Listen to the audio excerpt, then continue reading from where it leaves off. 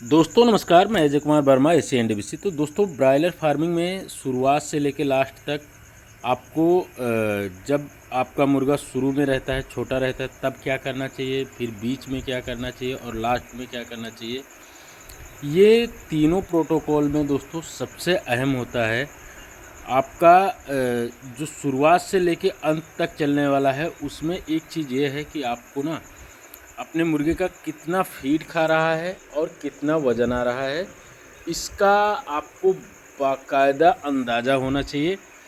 क्योंकि दोस्तों जैसे मान लीजिए कि अभी आप अपने मुर्गे को सिर्फ फीड ही खिलाते जा रहे हो और आप ना प्रॉपर उसका वज़न नहीं कर रहे हो। साथ ही साथ में दोस्तों आप ये नहीं देख रहे हो कि हमारा मुर्गा अगर पर डे का 20 किलो जैसे 60 ग्राम अगर फीड खा रहा है तो 60 ग्राम फीड खा के उसका वज़न भी आना चाहिए दोस्तों। तो वज़न कैसे आ रहा है, कितना आ रहा है, वो तभी आप समझ पाएंगे जब आप मुर्गे का बीच बीच में वज़न करते रहेंगे। क्योंकि दोस्तों अगर आप बीच बीच में वज़न नहीं करोगे ना, जैसे वज़न छोटा रहे मुर्गा, यानी जब आपका मुर्गा जब तक 25 दिन रहता है, 25 दिन का नहीं होता है, तब तक आपको वज़न जो है एक दिन के बाद तीसरे दिन करना चाहिए। जब आपका मुर्गा 25 दिन के पार निकल जाता है यानी 28वें दिन से दोस्तों आपको प्रतिदिन वज़न कर लेना चाहिए। और बेहतर तो ये रहेगा दोस्तों कि आप अपने मुर्गे को कलर करके वज़न करें। तो इससे क्या होगा ना कि आपको एग्जैक्ट चीज़ें पता लगती रहेंगी। और वहीं पे दोस्तों जैसे ही आपका एफ सी आर भाग रहा है या मान लीजिए कम वज़न आ रहा है, फीड खा रहा है मुर्गा, तो इस चीज़ का आपको विधिवत नॉलेज हो जाएगा और आप ना सही समय पे उसका सही इलाज कर सकते हो। तो ये एक ट्रिक है दोस्तों, आपको हमेशा अपने मुर्गे को जैसे ही 25 दिन के ऊपर निकले तब तो आपको प्रतिदिन वज़न करना है। और उससे पहले आपको क्या करना है कि आप थोड़ा थोड़ा एक दिन छोड़ के दूसरे दिन तीसरे दिन लगभग वज़न ही कर ले, जिससे आपको आइडिया रहे।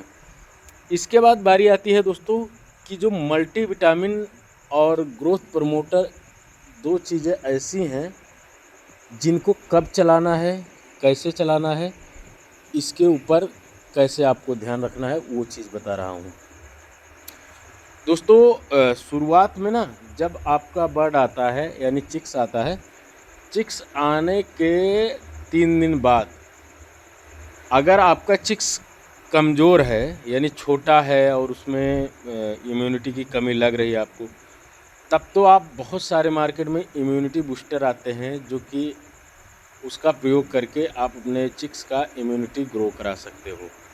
इसके बाद में जब आपका चिक्स बड़ा हो जाए यानी लगभग मान के चलिए कि 15 दिन के बाद, तो पहले चौथे दिन पे दोस्तों 4 से लेके छठे 7वें दिन तक आपको लगातार मल्टीविटामिन का प्रयोग करना है, मल्टीविटामिन लगाना है। इसके बाद 18 से लेके 20 दिन तक मल्टीविटामिन देना है। इसके बाद में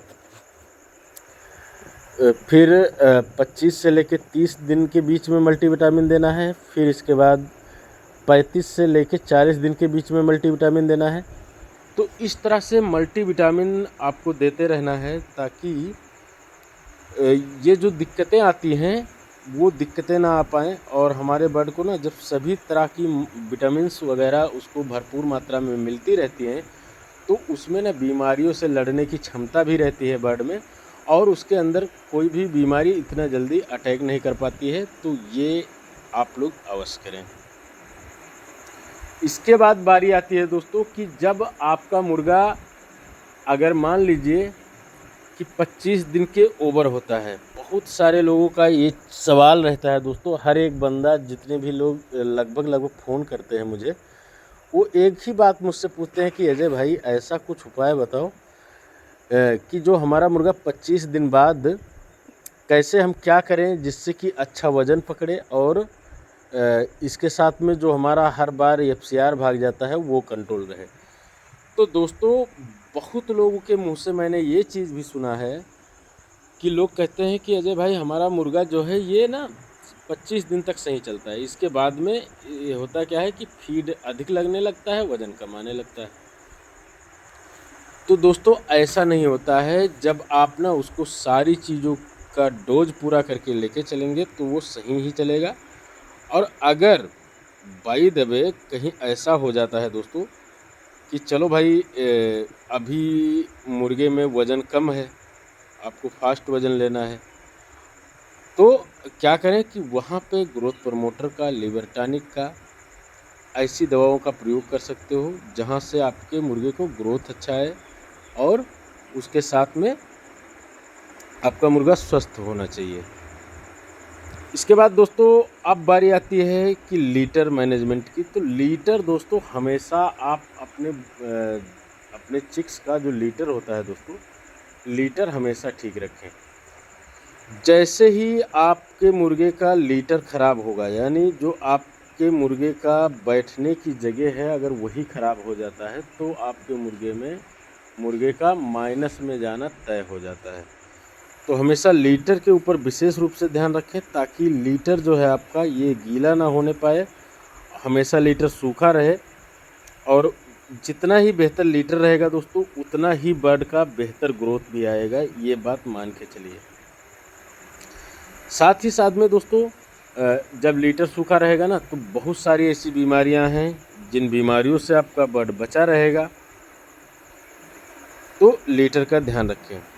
साथ ही साथ में दोस्तों आप अपने मुर्गे का एक चीज़ ये भी ध्यान रखें कि आपका मुर्गा जितना दाना खा रहा है क्या उतना पानी पी रहा है कि नहीं पी रहा है।